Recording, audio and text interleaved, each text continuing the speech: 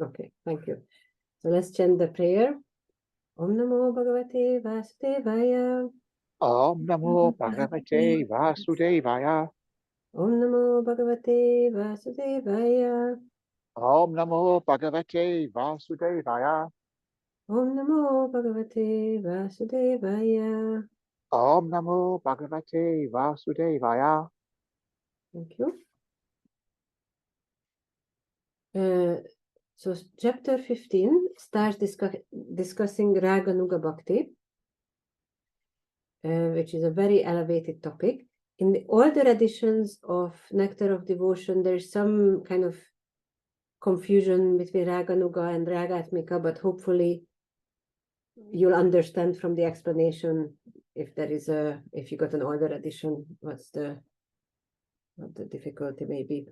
So before we start speaking about Raga Nuga Bhakti, I'm sure you all heard this expression before. I'd like you to think about why do we need to discuss Raga Nuga, such an elevated thing? Why do we need to study it? Any thoughts?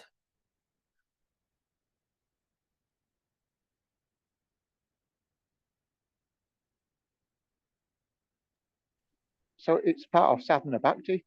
Yes, very good point. It's part of, even though it's very elevated, at least the beginning of Raga Nuga is part of sadhana bhakti. Very good. Anything else? So that's the next goal. I'm sorry. Yeah, you could say that this is the goal, or at least this is the goal why we are in this material world. Raga Nuga means to follow in the footsteps of some Ragatmika Bhaktas. Yeah, so that's the goal. Thank you. Yashoda Priya, you got something? My point, I think, is similar to Neelachala Puru's, that it's good to know what's ahead in order to know what you're aiming for. And you're going in the right direction. Yeah, so it's very important that you know that you're going in the right direction. So if you're going on a long journey, you might say, what's the point of knowing, what's going to happen 300 miles down the road? But if you don't know, then you might get lost after 100 miles and you will never know because you don't know what's 300 miles down the road. And also,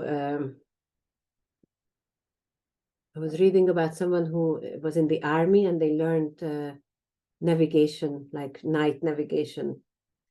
And the way they do it, they got a really kind of big map of which way they're going to go, all the different landmarks and sheep farms and whatever, the stars, and they memorize it. So during the day, they sleep and memorize the map, and then during the night, they walk.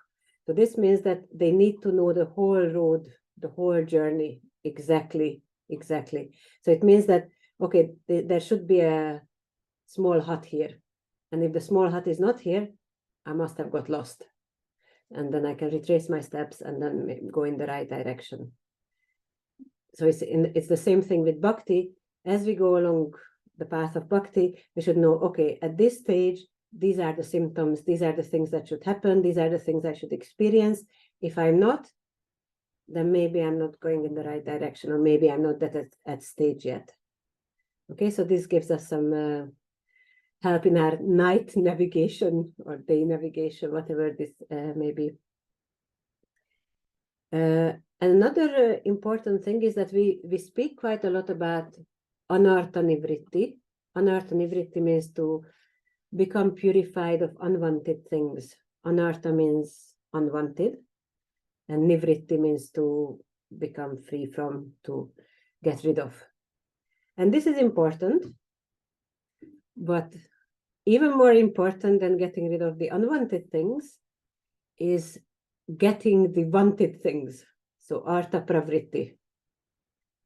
So rather than just focusing on, I got all these bad qualities, lust, anger, greed, envy, jealousy, and I need to get rid of them, and I got all these anarthas. It's much better to focus on the positives and on the joy of Krishna consciousness and our relationship with Krishna, our relationship with devotees, all the positive and happy things in Krishna consciousness. And part of those positive and happy things is the wonderful thing that that's ahead of us, is Raganuga Bhakti, and the higher stages of devotion. It doesn't mean that we think we are already there, but we got something to look forward to, other than just constantly beating ourselves up and feeling really negative about all the anarthas and horrible things in our heart. There's a little quote in Shuddha Bhakti Chintamani from Bhaktisiddhanta Saraswati Thakur. And he speaks about Ashtakaliya Lila, which is the eightfold daily pastimes of Krishna. It's a very elevated topic to hear. And he says, until now, we have not arranged for a public singing of Lila Kirtan, pastime Kirtan. The reason for this is that it's a very secret possession. However, it is the ultimate object of our practice. But lest anyone make the mistake of thinking that anartha nivritti is the only goal, and it's not necessary to enter into artha pravritti. I have had Ashtakaliya Lila Kirtan performances started. I know that you are not all ready to hear such Kirtan, but I want you to know that such a transcendental ideal exists within the realm of devotion, which is the reason that you must engage in anartha nivritti. After anartha nivritti comes artha pravritti, or the real world of service to the divine spiritual couple. If we do not know that this is the goal, all our efforts may become may become transformed into impersonalism. Okay? So if we only focus on the negative, then we might become absorbed in impersonalism, because it's just negating everything rather than focusing on the positive. Is this understandable? Okay, good. And then this way also, if we know the symptoms, the qualifications, then we can understand a little bit about our own level of advancement, about others' level of advancement, and also we can read, hear, associate accordingly. Okay.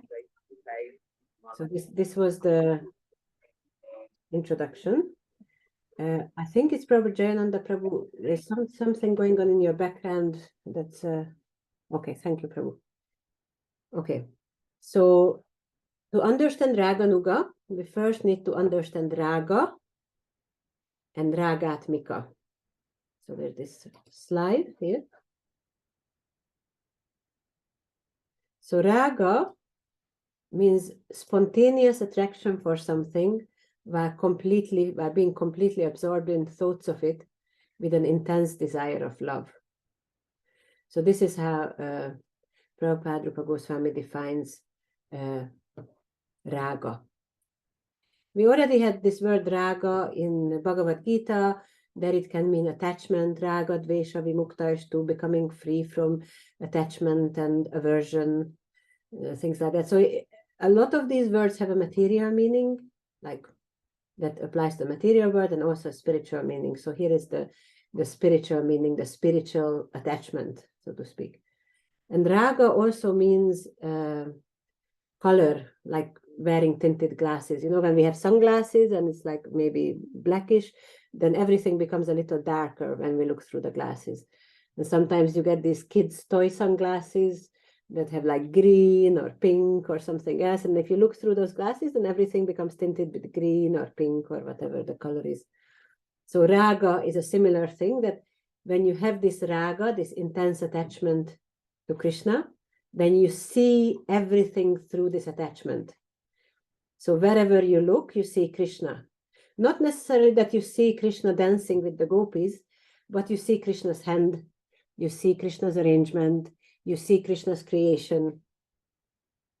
So even materially speaking, sometimes we experience that when we are really absorbed in something, when we fall in love, or we are very scared of something, or we are afraid of some illness, or we have money problems, or we are absorbed in thoughts of money, then everything around us reminds us of that thing. Okay, so maybe a very absorbed businessman, wherever he looks, he sees business opportunities. A very absorbed thief, wherever he looks, he sees thieving opportunities. If we are in love, then If we see the birds chirping, it reminds us of our beloved, or whatever. So that's the idea. So when somebody has this raga, this intense absorption in Krishna, then wherever they look, they see Krishna. It reminds them of Krishna. So this is raga.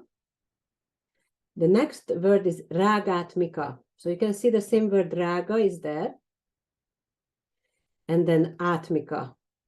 So atmika means that it becomes his identity or his self, his very self. He becomes his very self. So Prabhupada says, devotional service executed with such feelings of spontaneous love is called ragatmika bhakti. So when you have raga and you perform devotional service, then your devotional service is called ragatmika bhakti. And then devotees who have this raga, or ragatmika bhakti, they are called ragatmika bhaktas. So one who is so absorbed in raga that it becomes his very existence, his atma, his identity. One whose very essence is an intense attachment to Krishna, raga, and these are Krishna's Vrindavan associates.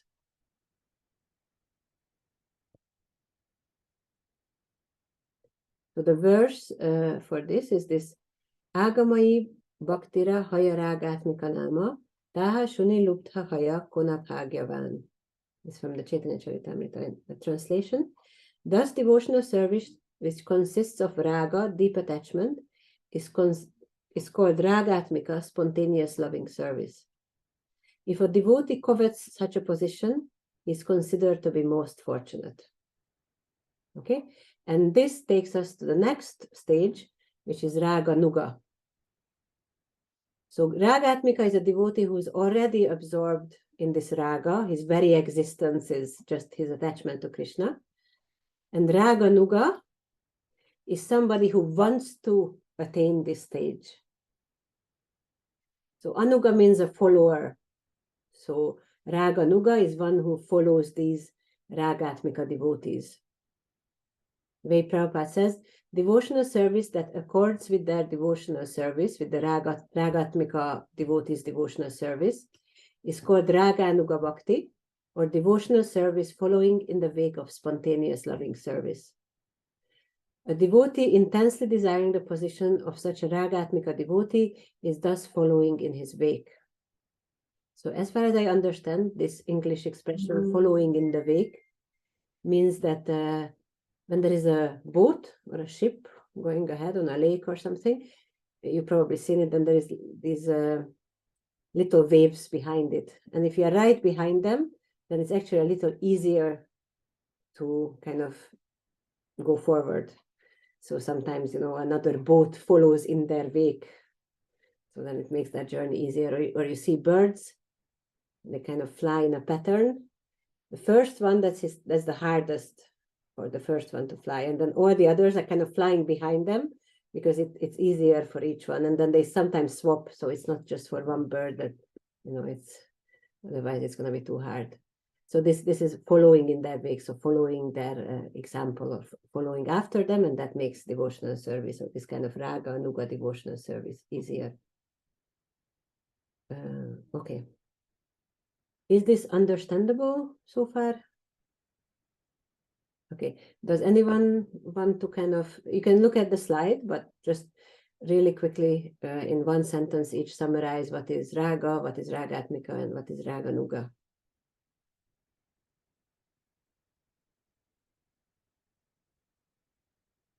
Anybody's feeling brave enough?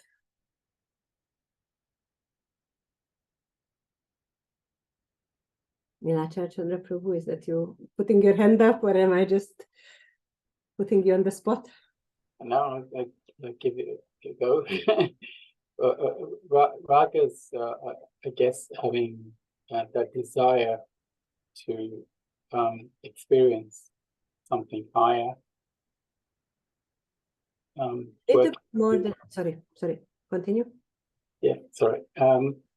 Radhamika, it's where you're at the stage where it's not you wanting it, you've actually achieved it.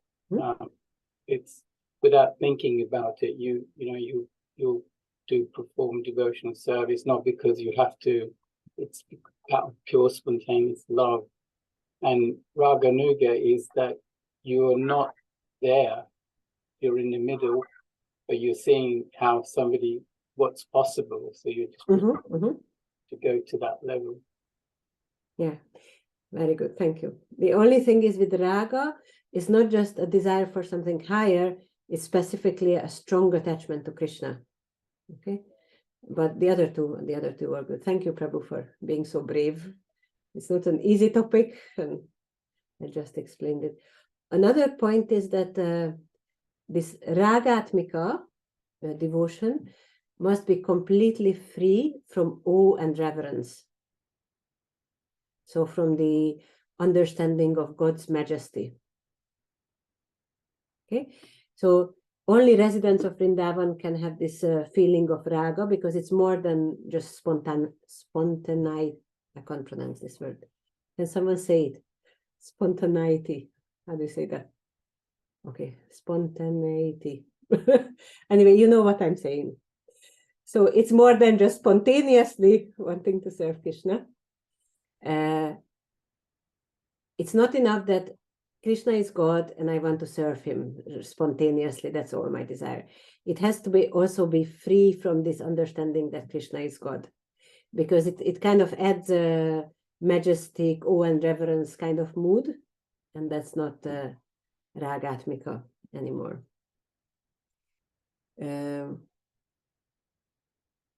Okay, if we have this spontaneous attraction to Krishna's service, but we still see Krishna as God, then that remains Vaidhi Bhakti. And there is no problem with Vaidhi Bhakti whatsoever. You can go back to Godhead with Vaidhi Bhakti. You go to Vaikunta. Okay, to go to Goloka Vrindavan, then you need this Raganuga, Ragatmika Bhakti. But it's not that Vaidhi Bhakti is bad. But there is this, the understanding of Krishna as God is that remains. And then the way Prabhupada explains this, again, he, meaning Rupa Goswami, analyzes the affection of the yadus. If it's on the platform of friendship, then it's spontaneous love.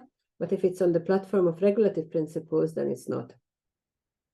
So the yadus, the Pandavas are example that sometimes they are aware that Krishna is God. For example, Arjuna feels really bad. Remember in chapter 11 Bhagavad Gita that, I treated you like a friend, and I kind of I was joking with you and all these things, and now I see how majestic you are in this universal form. So that's not Raganuga Bhakti, even though obviously he's got a lot of spontaneous affection and love for Krishna, but because he's aware of Krishna being God, then it's not Ragatmika or Raganuga. But when Arjuna is joking with Krishna and they're lying on the same bed and they're eating together, and when Arjuna is in this friendship mood, or when the yadus are in this friendship mood, then it's Ragatmika. Is it understandable, the difference? So most devotees, it's only one or the other, but the yadus or the Pandavas are examples where they can be both. Okay.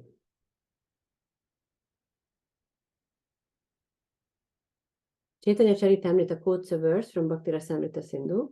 Chaitanya Charitamrita, it is 22:1, Madhya Lila 22:154. Virajantim avivyaktam vrajavasi janadisho ragatmika manusrishta yasa raganu chocyate. Devotional service in spontaneous love is vividly expressed and manifested by the inhabitants of Vrindavan. Devotional service that accords with their devotional service is called Raganuga Bhakti, or devotional service following in the wake of spontaneous loving service. Okay, so this was an explanation of Raga, Ragatmika, and Raganuga, and this is only in Vrindavan. So Vrindavan style devotees can have this Ragatmika Bhakti. Is this okay? Any points, questions? Okay. So there are two types of Ragatmika Bhaktas. One is called Kamarupa, and the other is called Sambandharupa. Kamarupa is sensual attraction, an intense desire to please Krishna in conjugal love. So who would be the devotees in this Kamarupa category of Ragatmika?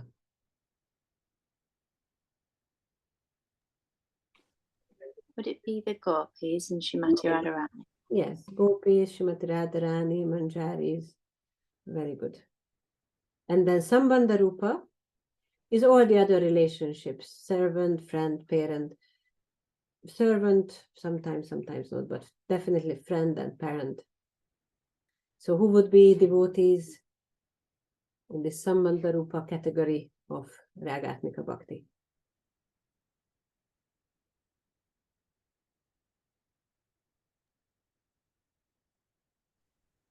Arjun. Arjuna, yeah, sometimes Arjuna, very good. Yeah. Prema? Yashoda? Oh, sorry. Yashoda? No problem, Divya Vrindavan. I'm sure Prema has other ideas as well. Prema, you wanna? Yeah, actually, I was going to say Yashoda and Nanda Maharaj and the cowherd boys. Yeah. How about Uddhava? Uddhava. And now Uddhava is an unusual person in that sense, because most of the time he's aware that Krishna is the Supreme Personality of Godhead, but at the same time he really intensely desires not the kind of type of love the gopis have. It's not that he wants to become a gopi, but the intensity of the gopis' love. So when he goes to Vrindavan and sees how the gopis love Krishna, then he really intensely desires that. So Uddhava is a kind of special case in that sense.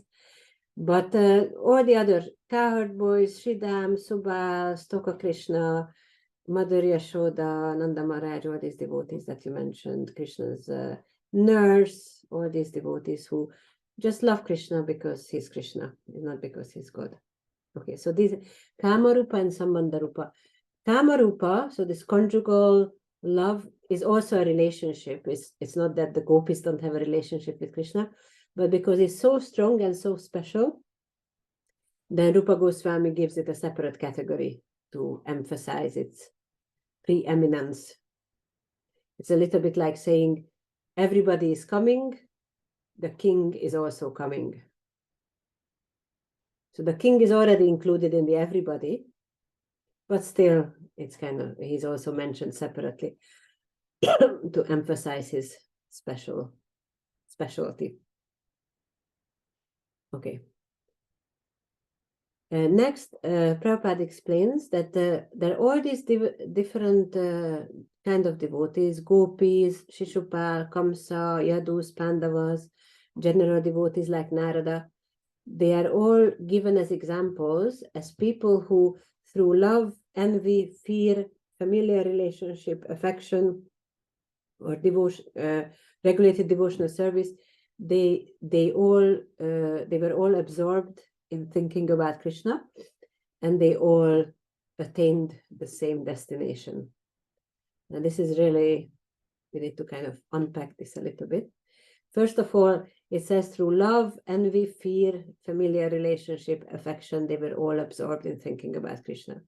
So obviously the gopis through love, Shishupal through envy, Kamsa through fear, familiar relationship, the Yadus, Pandavas, affection also, and then Vaidhi or regulated devotional service like general devotees like Narada.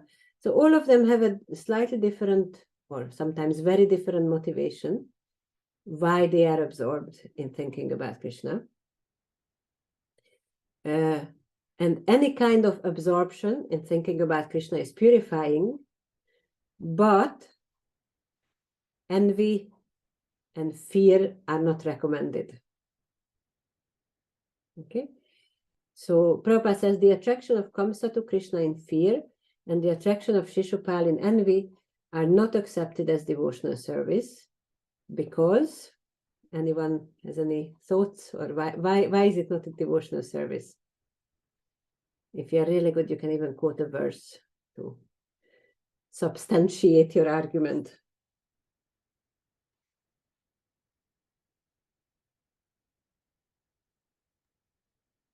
They have no desire to please Krishna. Very good. They have no desire to please Krishna. And remember that thing that we spent about an hour and a half or 2 hours analyzing the definition of pure devotional service. And it says anukulyena krishnanu. So it has to be favorable devotional service. So it has to, like Nilachandra Chandra Prabhu says, it has to aim at pleasing Krishna. So even though Kamsa and Shishupal were a lot more absorbed in thoughts of Krishna than, for example, me, but still their absorption cannot be called devotional service, whereas some of my little attempts through my life were maybe considered devotional service. So just being absorbed in Krishna is not necessarily enough to be considered devotional service. Okay. So the attraction of Kamsa to Krishna in fear and the attraction of Shishupal in envy are not accepted as devotional service, however, because their attitudes are not favorable. Still, compared to King Vena, who also hated God, but he wasn't absorbed in thoughts of God or Krishna, Kamsa and Shishupal got a much better deal. Okay, so anyone remembers what happened to Kamsa and Shishupal?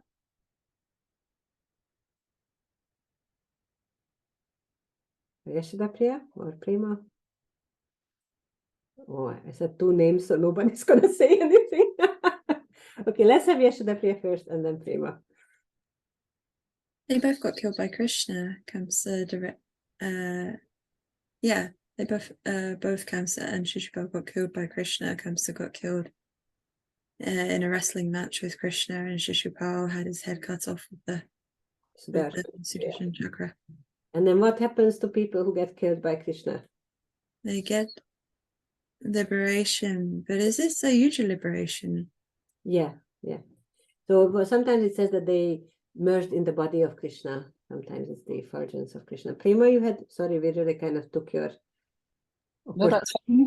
I was just going to say the last bit that they merged. So it's not that they went on to one of the planets and they associated with Krishna happily, but they merged into Krishna. So it's still, it's a liberation. It was better than Vena, who just went to hell. So even though it's not the thing that we aspire for, but it's still better than Vena. But one of the interesting things about this verse is that Narada Muni says that they all attained the same destination. So the gopis, Shishupal, Kamsa, the Yadus, the Pandavas, general devotees like Narada, they all attained the same destination. So how is that possible?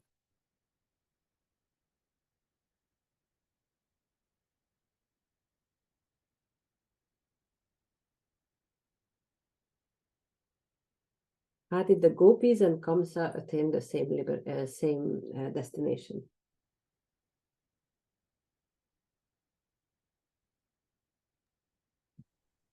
The only thing is it's getting out of the cycle of birth and death. Yes. So they became liberated. They got out of the cycle of birth and death. They got out of the 3 modes of material nature. Then within liberation, there are also gradations. So being merged in Krishna's effulgence or Krishna's body is not like being able to personally associate with Krishna and serve Krishna, which is what the devotees desire. Okay. But still, Narada Muni wants to glorify the absorption of Kamsa and Shishupal in Krishna. Okay. Prabhupada says, Kamsa and Shishupal attained to the absolute truth, but they were not allowed to enter into the Goloka Vrindavan abode. Impersonalists and the enemies of the Lord are, because of attraction to God, allowed to enter into his kingdom, but they are not allowed to enter into the Vaikuntha planets or the Goloka Vrindavan planet. So this is the destination of impersonalists and enemies of Krishna. And the example that Prabhupada gives is entering the kingdom or entering the king's palace is not the same thing, even though both of them are in the kingdom. So in that sense, you could say both people attain the same destination, but still within the kingdom, entering the king's palace is much higher. Okay. Next, we'll speak about this Kamarupa, or sensual attraction, or Ragatmika Bhakti in sensual attraction, Kama. So before we do that, just so we understand, can you think a little bit about the difference between love and lust? What are the similarities? What are the differences? Is there any connection? Love and lust.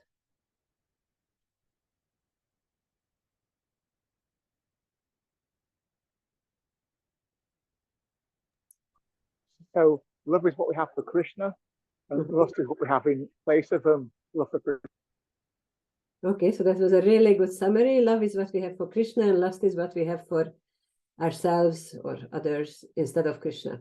I think that's what Jayananda Prabhu said. Okay, Yashoda Priya, you got some? Lust is the perverted reflection of love. When love comes in contact with the material mode of passion, then it's transformed into lust. Very good. I can see you really studied your Bhagavad Gita very well. Very good. Anything else?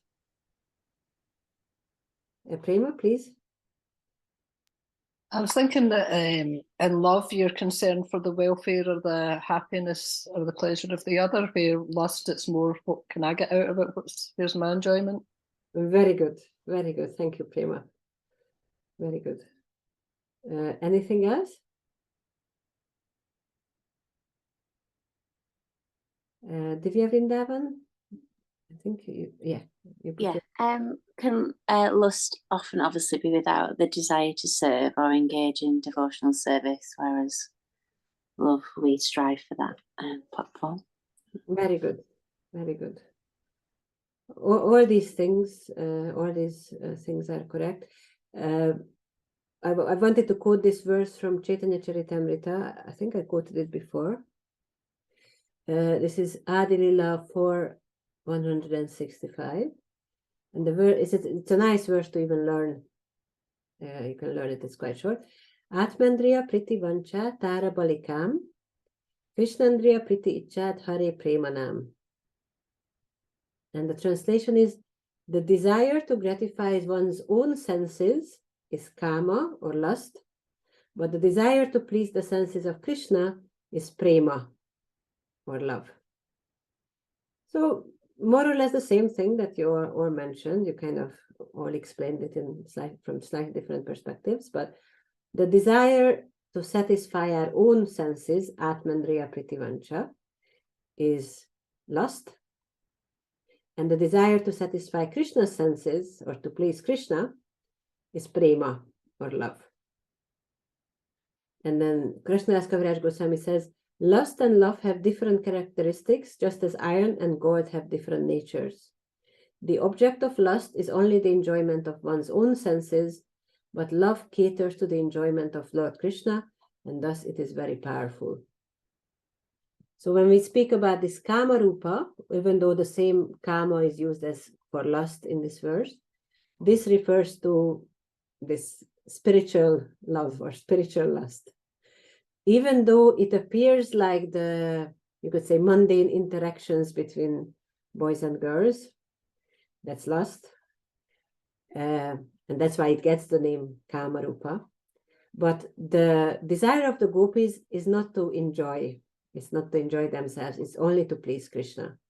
And their way of pleasing Krishna is through this kind of service. And because most of us only have a material experience of this, then it's very easy to misinterpret it. So that's why we have to be very careful with what we read, because some descriptions of Krishna's interactions with the gopis can, number one, agitate our own lusty desires, and number two, can decrease our faith in Krishna, thinking that he's just like, or in the gopis, he's just like, a lusty boy or some lusty girls.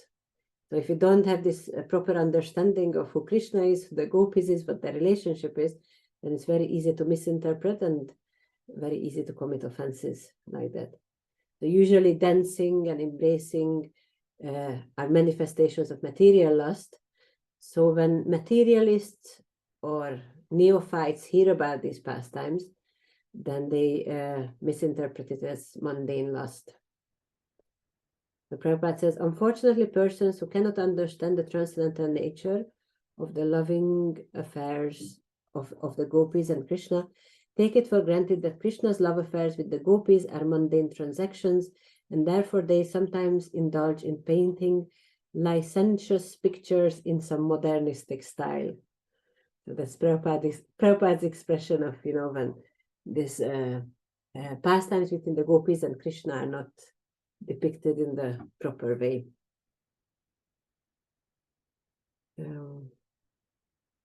Okay. But if somebody is more advanced, a more advanced devotee will see the difference and see that the gopis' internal motivation is to please Krishna, which is very different from mundane lovers' motivation to please themselves, or even to please the other person, just so they themselves can be more pleased. And then Prabhupada says, spiritual relationships are never lusty or selfish, and Rupa Goswami only uses the word to aid our understanding. The gopis' ecstatic love for Krishna is sometimes described by scholars as being like the lusty desire of the material world, but actually this should not be taken as a literal fact. It is simply a way of trying to understand the transcendental situation. And then Prabhupada explains that Uddhava and Lord Chaitanya, two very, very elevated devotees, they also desired this love of the gopis, this conjugal love.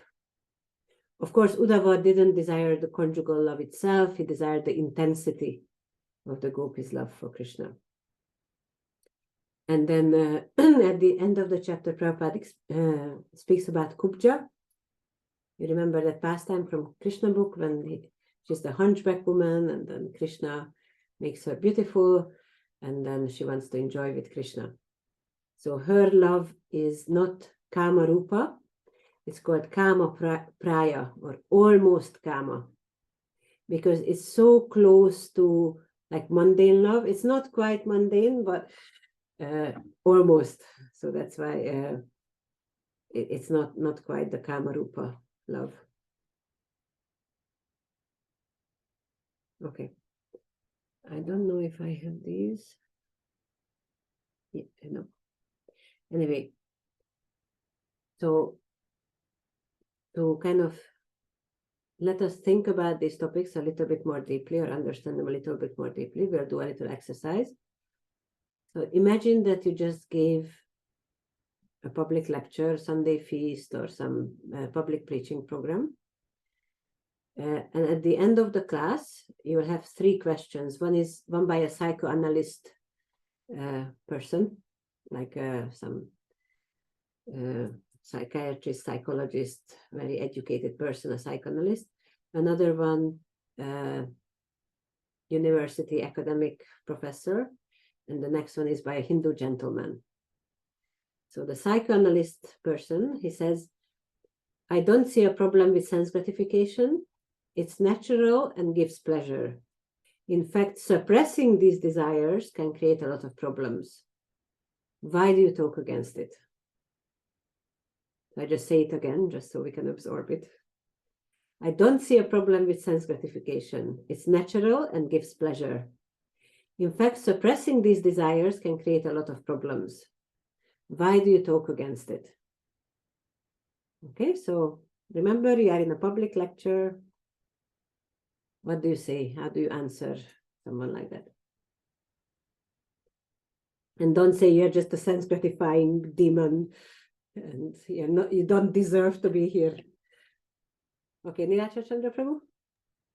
But I'd answer him, say it's like Newton's, for every action, there's a reaction. Mhm. You may think you're enjoying it, but you're actually causing bondage to yourself. And the results of that bondage, you may enjoy or suffer according to what the karma that you're doing. And that would mean, obviously, you'd have to be reborn to either suffer or enjoy. And then that way you're forever going around this cycle. So is that what you want? Okay, it's a good approach. Any other thoughts on what to say?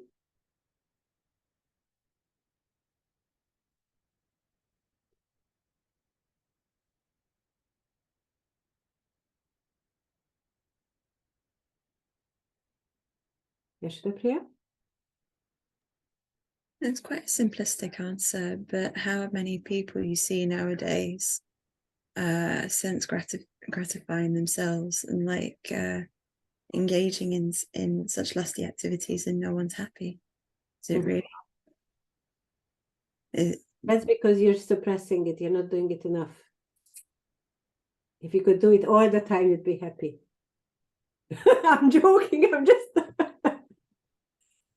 Yeah, but that's also a good answer. That's also a good answer. So if it gives so much pleasure, then why is everybody frustrated? Mm. And then you can also kind of approach it from a perspective that, yes, it's natural, but it should be regulated. Otherwise, it doesn't give pleasure. It creates a lot of problems, like so many problems in society: divorce, single mothers, children growing up in broken families, all these things because of some momentary pleasure that we think that we shouldn't suppress. They create a lot more problem, a lot more difficulty. So it's not that we need to completely suppress it. It's more that there should be some regulation. And if there isn't regulation, then like Niracha Chandra Prabhu says, then there is reaction in this life in the form of so many social difficulties. And also there is a reaction in the next life. Yeah, when we answer these questions, especially for people who are not devotees or very neophyte devotees, we need to try to see it from their perspective and give examples that they can relate to, because that's then there is a connection. Otherwise, we kind of speak above them or below, like we just don't connect to them. Okay. Next question. This is an academic. He's a professor of Hinduism at whatever Cambridge University, and he says, "I'm a scholar focusing on the erotic and amorous activities of Krishna. Most books say that they symbolize the divine love between the soul and God. Do you agree with this?" So again, I'm a scholar focusing on the erotic and amorous activities of Krishna. Most books say that they symbolize the divine love between the soul and God. Do you agree with this?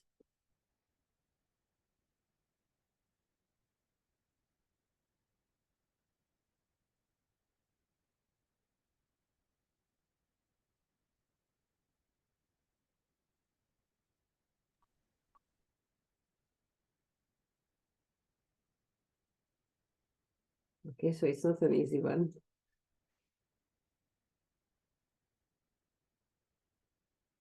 Anybody wants to try, or?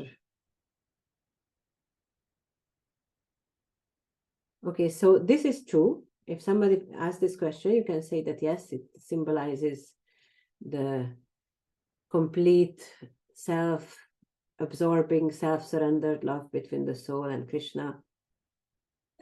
And this is usually enough for like public programs or for like first contact audiences, and even for very young devotees. You don't need to go into deeper that, these are also actual people, and that's their actual kind of manifestations of love towards Krishna. So you can just say yes, that this is the highest form of how the soul completely gives herself or himself to the Supreme Personality of Godhead. Okay, so this is a good way. I remember one time my parents were staying with us, and we have a lot of pictures on the walls, and some of them are like pastimes of Krishna with the gopis. Nothing really outrageous. I got one with the boating pastimes. Krishna is sitting there and all the gopis are playing instruments, or there's like one gopis are feeding Krishna. So nothing like, and it's also kind of very innocent style, but for them it was a little strange. And then I kind of explained it in this way, that this symbolizes the love of the soul for God. And they were really kind of, okay, then that's fine. So this is enough for this first contact audiences. You don't need to go any deeper. Okay. The next one and the last one, I stopped torturing you after this. It's a Hindu gentleman. And he says, why do you worship Krishna and still talk of morality? Oh, sorry. Sorry, actually, I think I don't know it's happening with everyone.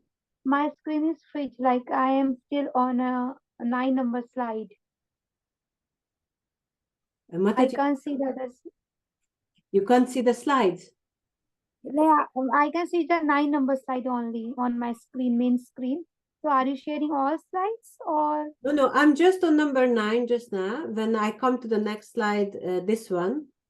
Yeah, I can show this one. This one we had also. Okay.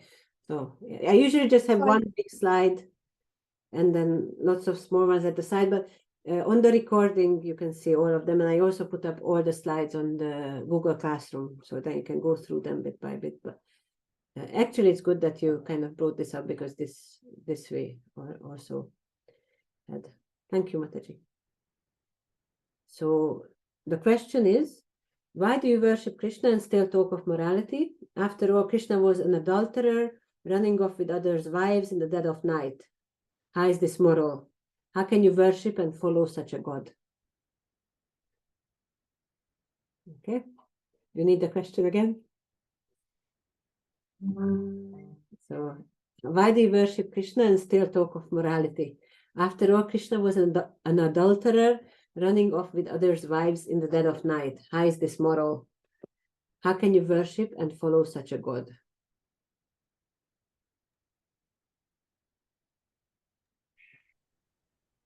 So Please. I think that he must be referring to the Rasa-Leela dance when he says moral.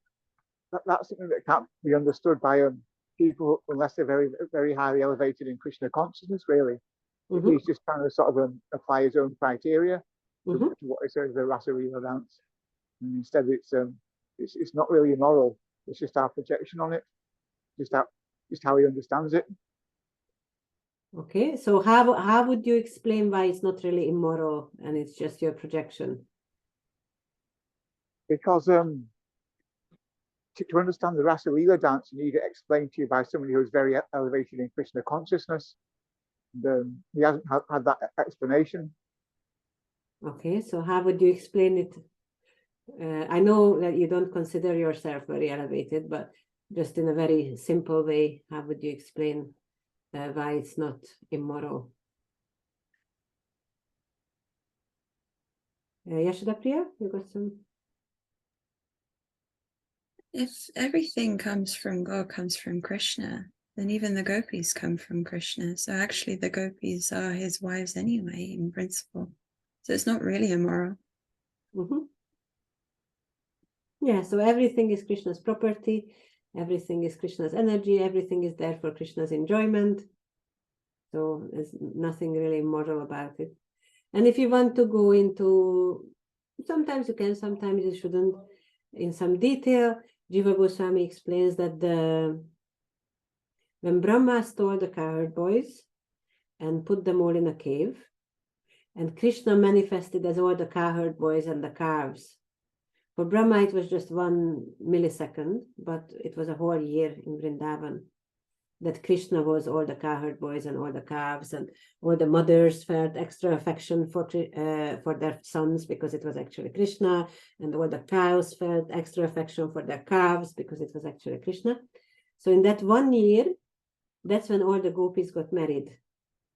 So it appeared like that they were marrying different cowherd boys, but actually they all married Krishna.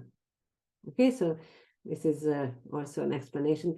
Jiva Goswami had some disciples who also found it very difficult to understand how Krishna can dance with other people's wives, so to kind of help them, then Jiva Goswami explained this. So this is also something you can say. Although what Yashoda said, that everything is there, everything is Krishna's property, Krishna's energy, and therefore Krishna's enjoyment, that at least philosophically it should be enough of an answer.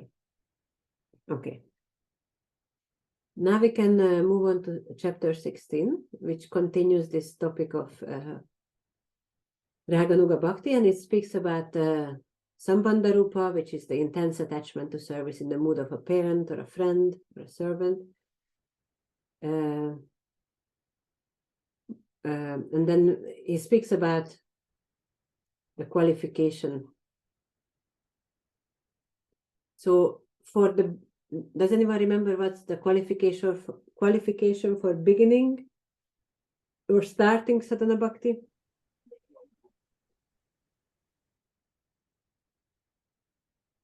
Prima? Is it faith and knowledge? Faith and knowledge, the level of your faith and knowledge shows your kind of qualification, what you have adhikar, or what level of devotional service you have adhikar for. But to just start devotional service, just some faith is enough. And Prabhupada sometimes says this faith can even just be some initial curiosity. Oh, who are those people in orange and white, dancing and singing on the street? So that can be enough. So for Raganuga Bhakti, which is a much, much higher level, it's also a kind of faith, but it's a much, much stronger faith. That's the qualification. It's the level of faith that is a kind of eagerness. It's called lobha, or covetousness, another word that I can't pronounce. Like being greedy for it. So that's the qualification for this Raganuga Bhakti. So it's not just an initial, some curiosity, some attraction, oh, the devotees are nice, prasadam is nice, kirtan is nice, but an actual attraction, greed for Krishna and for being able to serve and please Krishna. This is the qualification for Raganuga, a really strong greed. And this qualification can be attained by hearing about the Ragatmika devotees, remember these perfect devotees, the eternal residents of Vrindavan. And when this greed is awakened, then one's intelligence is no longer dependent on the instructions of the Shastras, the scriptures, logic or argument. So it's not that you serve Krishna because you know that that's the right thing to do, or we serve Krishna because that's what the Bhagavad Gita says. You serve Krishna because you really, really want to serve him. You really, really want to please him. It's a little bit like a mother doesn't have to read books on why she should feed her baby, but she just wants to feed the baby so the baby is happy and doesn't cry. So she doesn't need like an intellectual understanding or logic to kind of keep the baby happy. It's just she naturally, spontaneously wants to do that. Prabhupada says, these Raganuga devotees do not follow the regulative principles of devotional service very strictly, but by spontaneous nature they become attracted to some of the eternal devotees such as Nanda or Yashoda, and they try to follow in their footsteps spontaneously. An important point here, when Prabhupada says they do not follow the regulative principles of devotional service very strictly, it doesn't mean that, once a week they go to a pub and have a drink. It means that the regulative principles are not the motivation for their devotional service. So it's not that they wake up in the morning and they think, okay, I have to chant my 16 rounds and I have to make sure I don't forget to read or something like that. This is their life. This is what they know naturally. Or they don't chant to become purified, but their chanting is just what they do. It's the natural state of existence. It's the manifestation of their devotional service. It's not that they have to try to do it. Is this clear?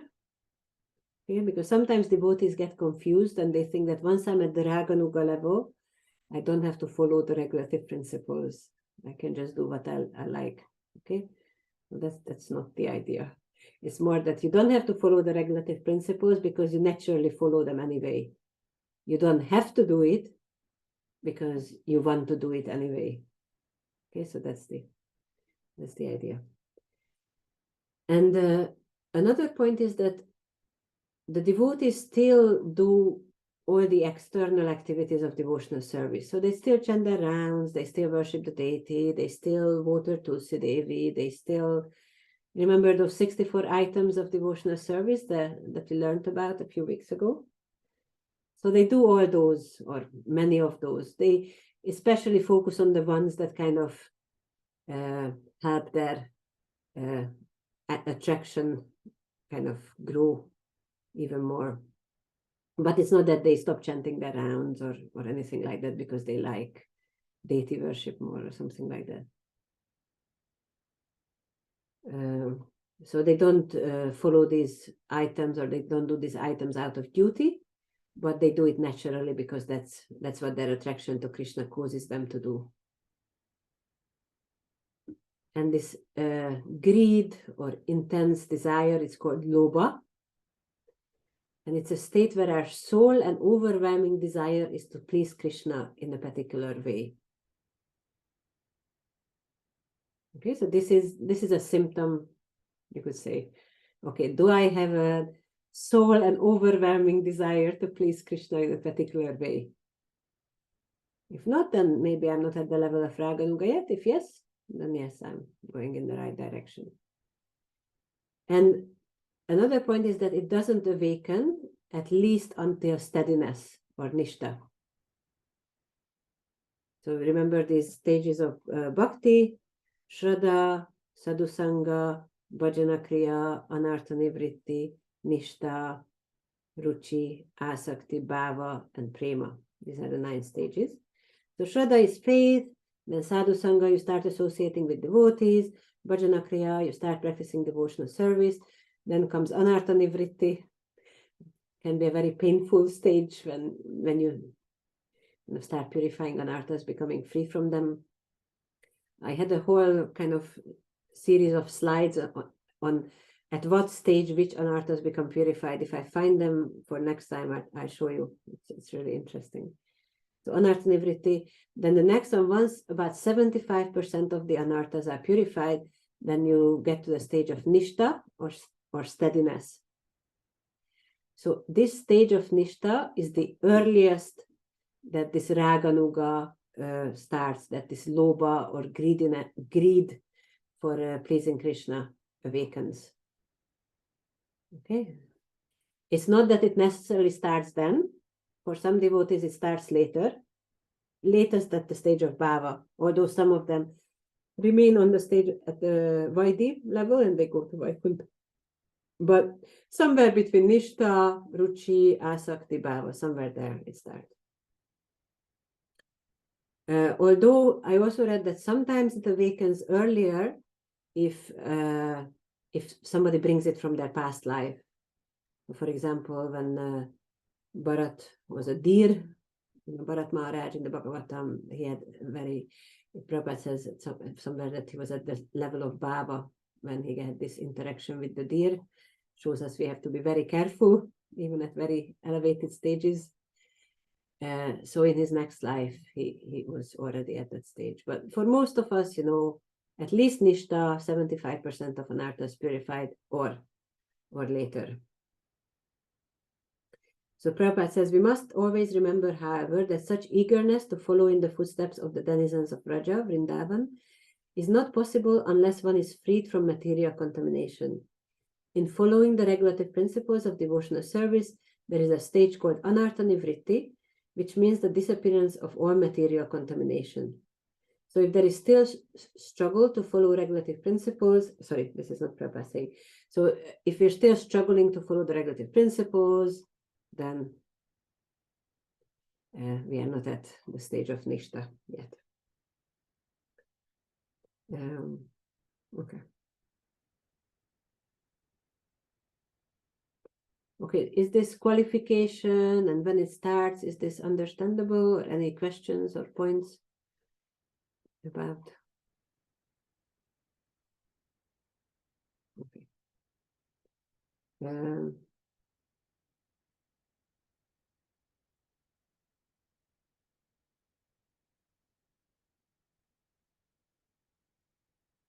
says in the Nectar of Instruction, in the transcendental realm of Rajadam, one should serve the Supreme Lord Sri Krishna with a feeling similar to that of his associates, and one should place himself under the direct guidance of a particular associate of Krishna and should follow in his footsteps.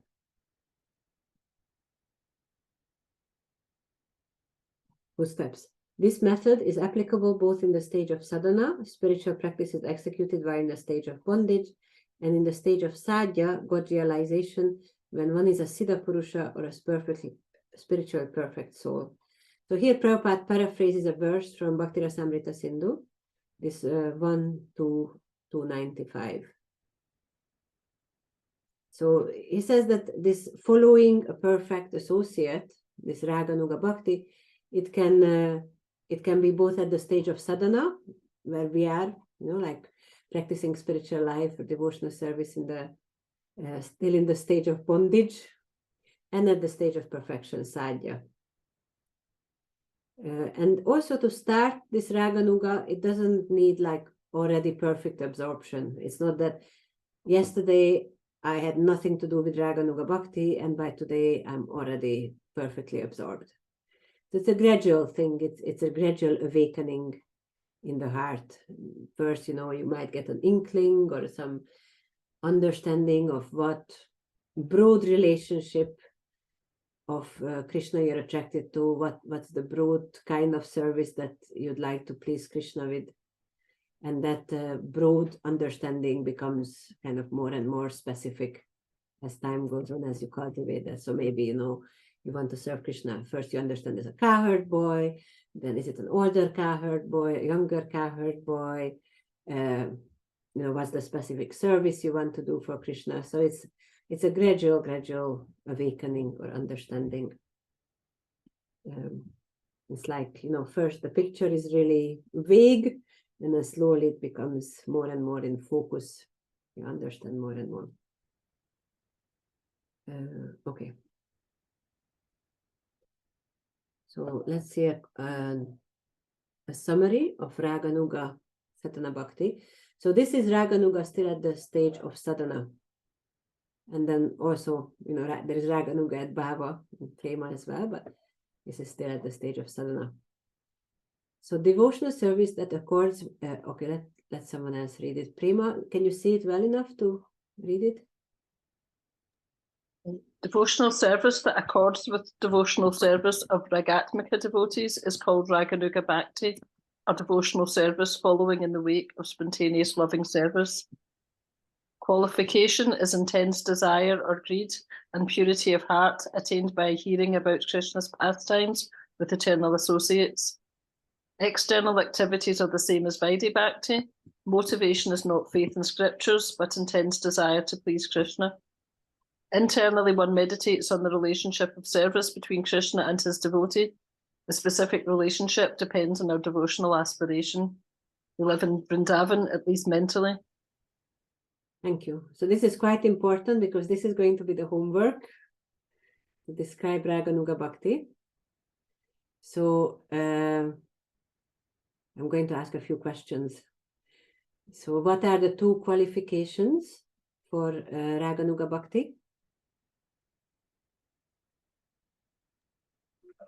Intense desire or greed, purity of heart, by hearing about Krishna's pastimes, the eternal associates.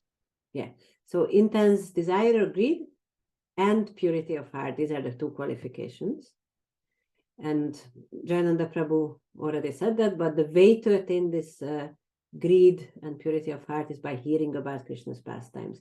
So that's why hearing changes a little as the devotee advances, because first it's a very general hearing, you hear about all the different pastimes, but as you understand more and more your specific attraction, then you may hear more about those pastimes, Krishna with the cowherd boys, or Krishna with the manjaris, or Krishna with Mother Yashoda, depending on your particular attraction.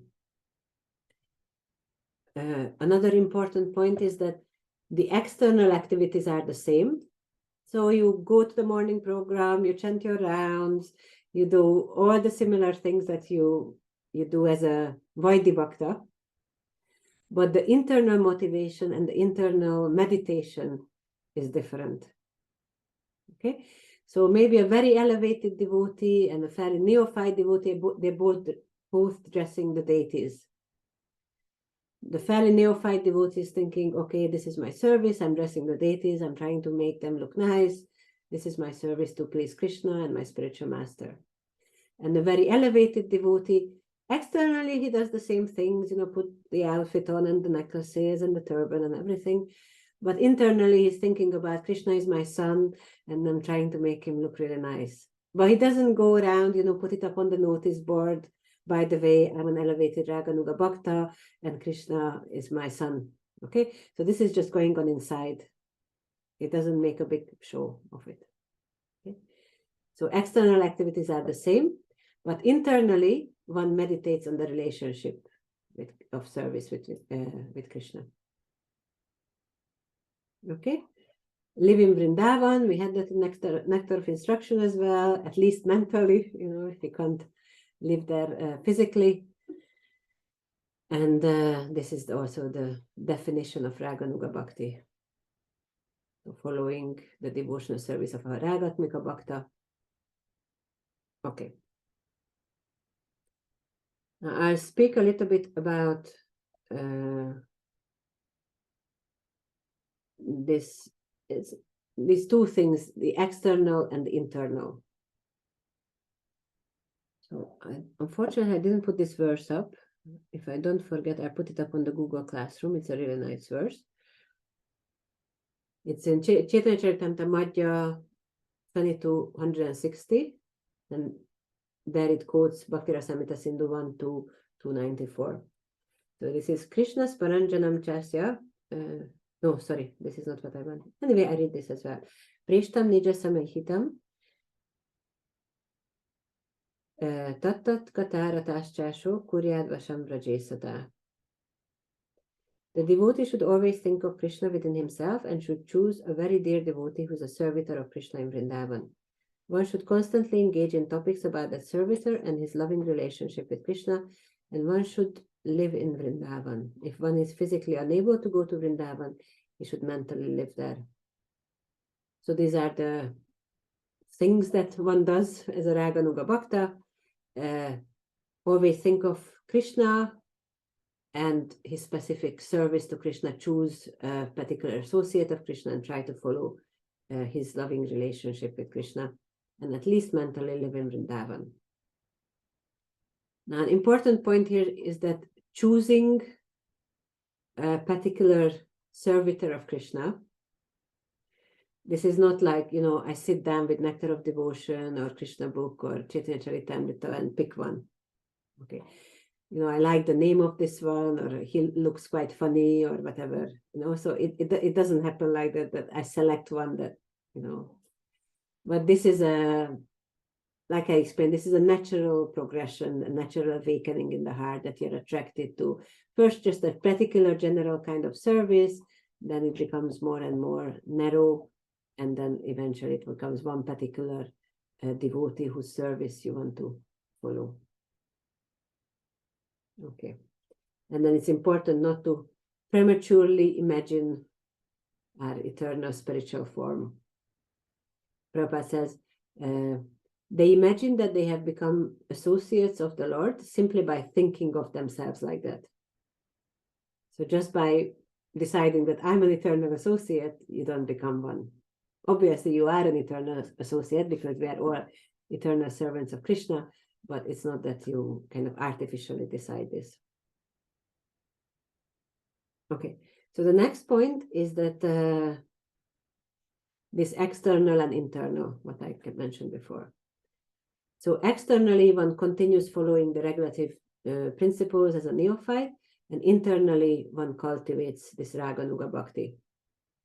And this is this verse that I mentioned, this Seva Sadhaka Rupena, Siddha Rupena Chatrahi, Tadbhava Lipsunakarya, Vraja Lokanusarata. The advanced devotee who is inclined to spontaneous loving service should follow the activities of a particular associate of Krishna in Vrindavan. He should execute service externally as a regulative devotee, as well as internally from his self-realized position. He should perform devotional service both externally and internally. Okay, so how would someone summarize? How should a Raganuga Bhakta behave externally and internally?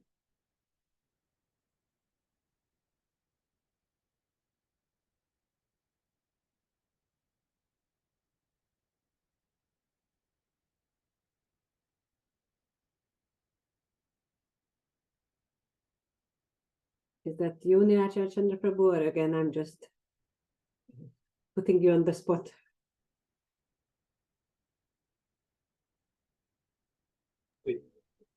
Well, externally, you just be like a normal devotee. Mm-hmm. You're doing observing, fasting, serving the deities, or whatever your service are. Mm-hmm. But internally, it's because you're feeling love for Krishna.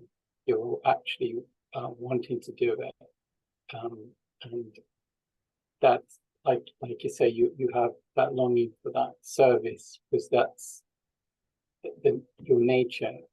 Like maybe preparing gulab jamuns specifically because you want to please the Lord.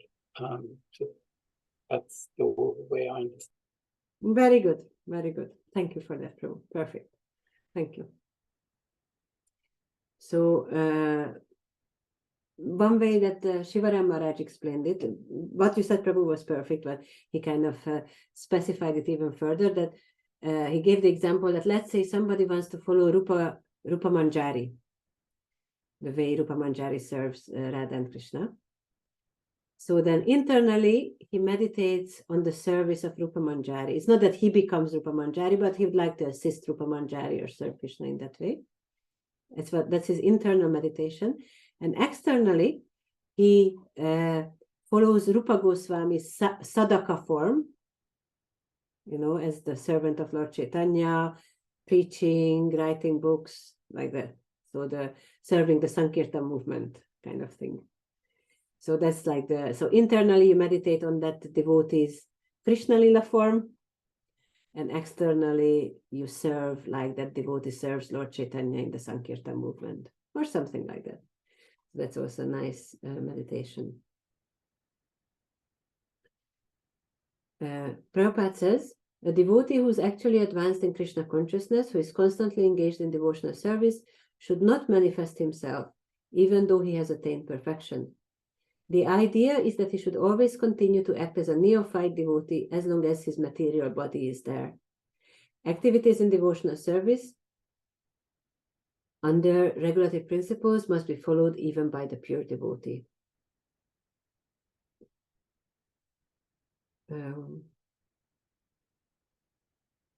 Okay. And then I also already mentioned that the 64 items are not rejected, but they are also performed by devotees in Raganuga Bhakti, but may focus more on aspects that are more conducive to his mood, or listen to topics or study topics that are more conducive to his mood of serving Krishna. Prabhupada says, in the Skanda Purana, there is a story of an old man residing in Hastinapur, capital of the kingdom of Pandus, who desired Krishna as his beloved son. This old man was instructed by Narada to follow in the footsteps of Nanda Maharaj, and thus he achieved success. So this is all Prabhupada says in the Nectar of Devotion, but in Bhakti Rasamrita Sindhu, Rupa Goswami actually gives a more detailed explanation how Narada Muni taught him to worship the deity as his son. So that's how he attained perfection. Okay.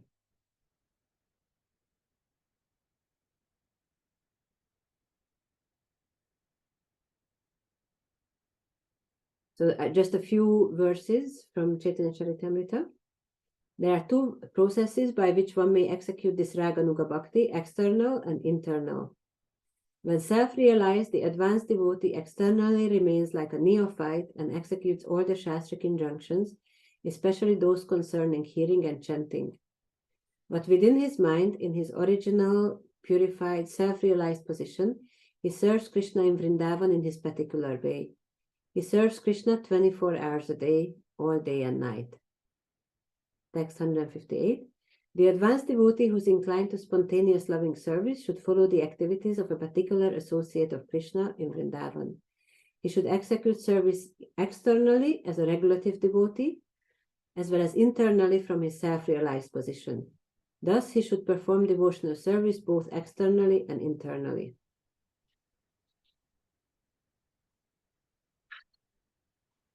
Actually, the inhabitants of Vrindavan are very dear to Krishna. If one wants to engage in spontaneous loving service, he must follow the inhabitants of Vrindavan and constantly engage in devotional service within his mind. 160.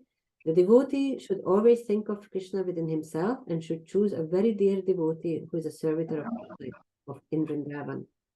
One should constantly engage in topics about the servitor and his loving relationship with Krishna, and one should live in Vrindavan.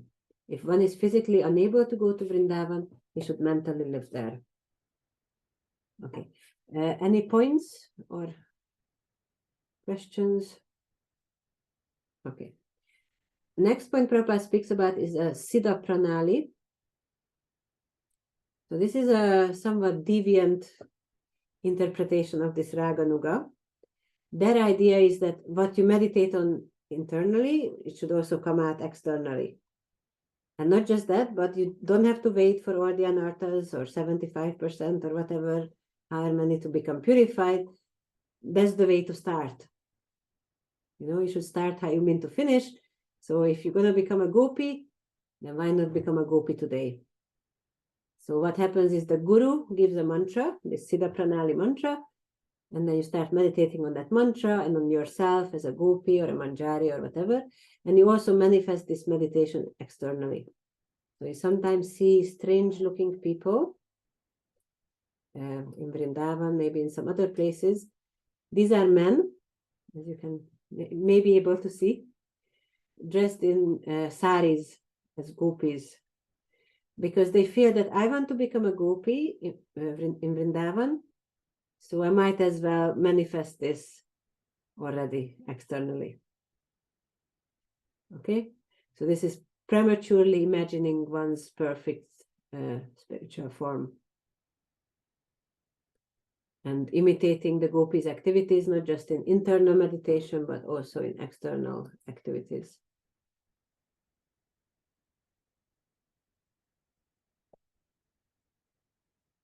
So Prabhupada explains that they are like Prakrita Sahajiyas, pseudo-sect of so-called Vaishnavas. And in the opinion of Rupa Goswami, such activities are simply disturbances to the standard way of devotional service. So they might, externally, they might really go out of their way to look like gopis, but quite often they don't follow the basic regulative principles, you know, chanting rounds, following Ekadasi, things like that. Is this understandable, this Sahajiya, Siddha Pranali kind of idea? Okay, so if you've been to Vrindavan, you might have seen some people like this. In one sense, you can also offer respects to them because, you know, you can say, okay, they're also trying to attain Krishna. It's best to respect everyone. But just so we understand why we don't do these things. Okay.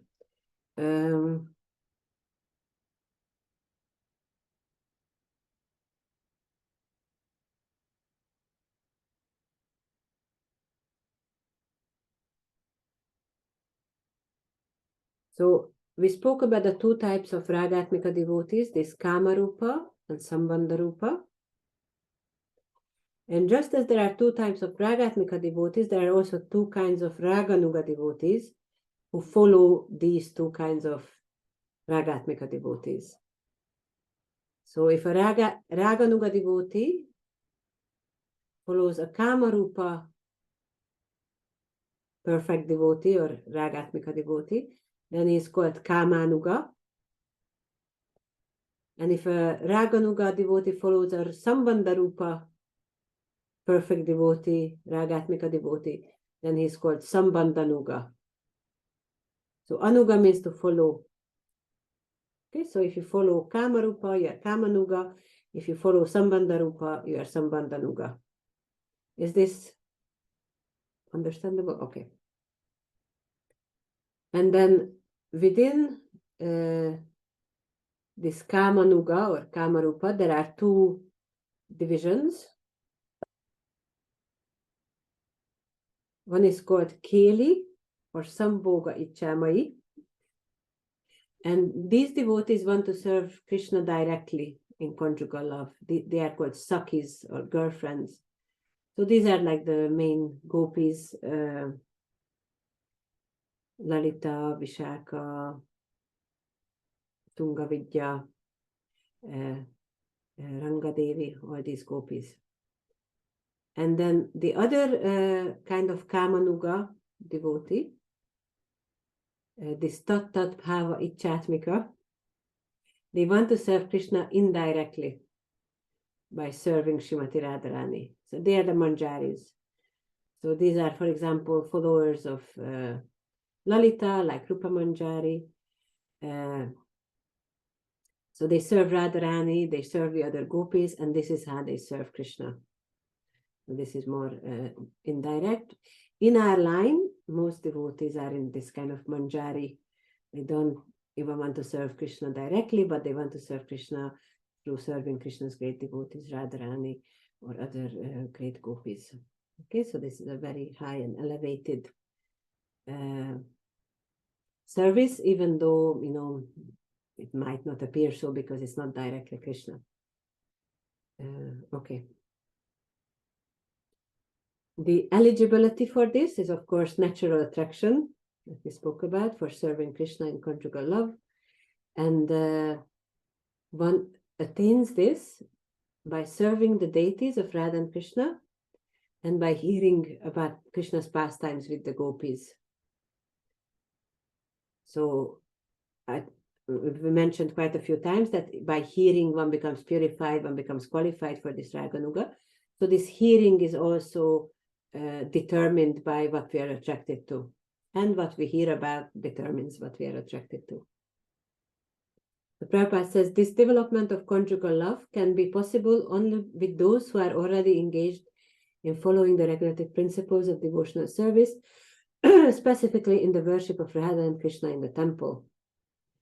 Such devotees gradually develop a spontaneous love for the deity, and by hearing of the Lord's exchange of loving affairs with the gopis, they gradually become attracted to these pastimes. And then Prabhupada explains that men are also eligible, so it's not that you have to be in a woman's body, because we know that the soul has got no kind of connection to whether you are in a male body or a female body, what relationship you're going to have with Krishna. He gives the example of the sages of Dandakaranya, who were all men, but when they saw Lord Ramachandra and his beauty, then they wanted to become gopis, so they knew that Ramachandra can only have one wife as an ideal king, but Krishna, as the full form of the Supreme Personality of Godhead, he can have many gopis, so they desire to become gopis. In the Garga Samhita, there's some really nice description of how different groups of gopis became gopis, and one group is these Dandakaranya sages, another group is the Shrutis, like some Vedic scriptures who wanted to become gopis. So when Krishna appeared, then all these people, all these personalities who wanted to worship him or serve him or love him or please him as in this conjugal love, then he gave them all the opportunity for that. And then there are two further classifications.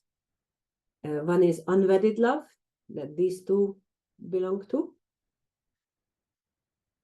which is called Parakiya Rasa. So these are the gopis and manjaris, this unwedded love. And the wedded love, or Swakiya Rasa, is the queens of Dwaraka. So these are the two kind of categories of this conjugal love. Prabhupada also explains that. And okay. And then Sambandanuga, this is the other one. So we spoke about Kamarupa and Kamanuga. Sambandanuga is aspiring for parenthood, friendship, and service by appreciating Krishna's friends and parents. Prabhupada explains that there are two ways of doing this. One is aspiring to directly become Krishna's father, like becoming Nanda Maharaj, and the other is to become like Krishna's father or Krishna's mother, like instead of becoming Mother Yashoda, then become a nurse or someone who serves Krishna in that mood. Prabhupada explains that becoming Nanda Maharaj is actually a Mayavad idea because it's a little bit like wanting to become Krishna. So Nanda Maharaj is already a person, you can't become him, he's already someone. But you can become like him or you can serve Krishna in that same mood. Prabhupada says if contaminated by such Mayavad ideas, then one's advancement is obliterated. Okay, so this was Raganuga Bhakti. And for homework, with reference to chapter 15 and 16 of Nectar of Devotion, in your own words, discuss the appropriate attitude towards the practice of Raganuga Bhakti for ISKCON devotees. Okay. This may be a little bit more difficult than usual homeworks, but I think if you look at your notes, maybe think about it a little bit, then you'll be okay. Okay, so important points to kind of consider when you're writing your homework. Don't take it up artificially because it will manifest naturally. Also, don't repress it if it's manifesting naturally. Don't say that, oh, we shouldn't, this is not for ISKCON devotees. We should just always remain Vaidhi Bhaktas. So don't neglect it. Don't take it up artificially and don't neglect it artificially. Both this artificial taking up and artificial neglect have dangers. If you immaturely practice it with an impure heart, you become a sahajiya. And if you artificially neglect it, it stalls, it stops your progress. Another point is that this practice is for those who are actually qualified, but it's not a public spectacle.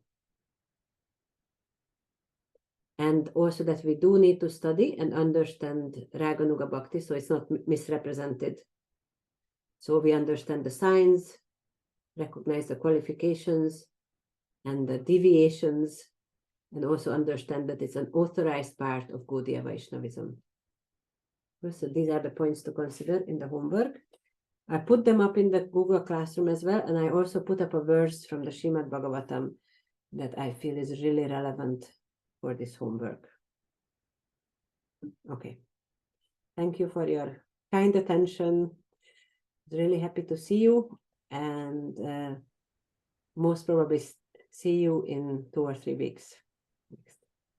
Okay, so Hare Krishna, Srila Prabhupada ki, Srila Rupa Goswami ki jai, Nectar of Devotion ki jai. Jai. Hare Krishna.